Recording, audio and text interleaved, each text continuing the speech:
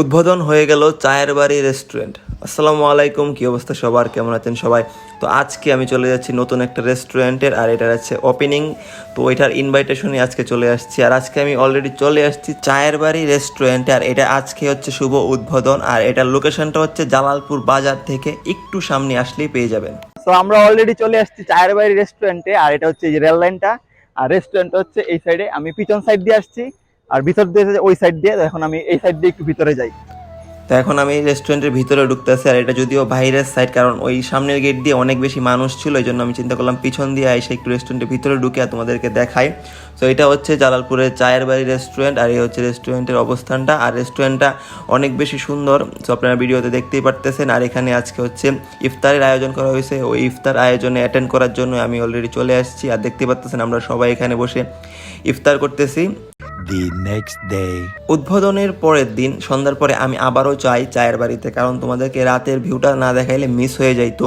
এজন্য আমি আবারও চলে এসেছি চায়ের বাড়িতে, কারণ তোমাদেরকে রাতের ভিউটা দেখাইতে হবে। আর রেস্টুরেন্টে যাইতেও দেখি অনেক বেশি মানুষ সবাই দাঁড়ায় ছিল বসার জন্য, কারণ মানুষ বেশি ছিল।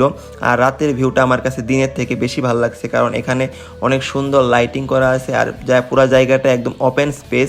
সেজন্য তোমরা এখানে বসে আড্ডা দিতে পারবে, খুব সুন্দর টাইম স্পেন্ড করতে পারবা। এই জন্য আমরাও চলে গেছিলাম। তো এই যে আমরা তিনজনে মিলে গেছিলাম চায়ের বাড়ি রেস্টুরেন্টে, আর এখানে যায় দেখি মানুষ বেশি থাকে, আমরা দাঁড়াই দেখতেছিলাম আর ওয়েদারটা এনজয় করতেছিলাম, কারণ গতকালকে রাত্রে অনেক বেশি বাতাস ছিল, আর পরিবেশটা আমার কাছে বেশ ভালো লাগছে। তো এখানে বসে আড্ডা দিতেছিলাম বান্ধবীকে নিয়ে, আর বাতাস ছিল অনেক, এজন্য বসে আড্ডা দিতে অনেক বেশি ভালো লাগতেছিল।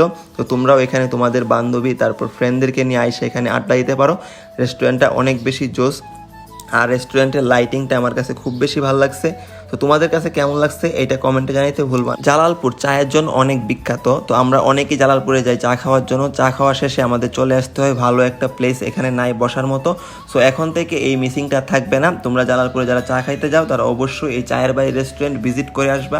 এটা হচ্ছে ওদের ফুড মেনু। আজকে মানুষ বেশি থাকে, আমরা খাবারগুলো ট্রাই করতে পারি নাই, অন্য একদিন ট্রাই করে দেখবো। আর আজকের ভিডিওটা এই পর্যন্তই, দেখা হচ্ছে নেক্সট ভিডিওতে। আল্লাহ হাফেজ।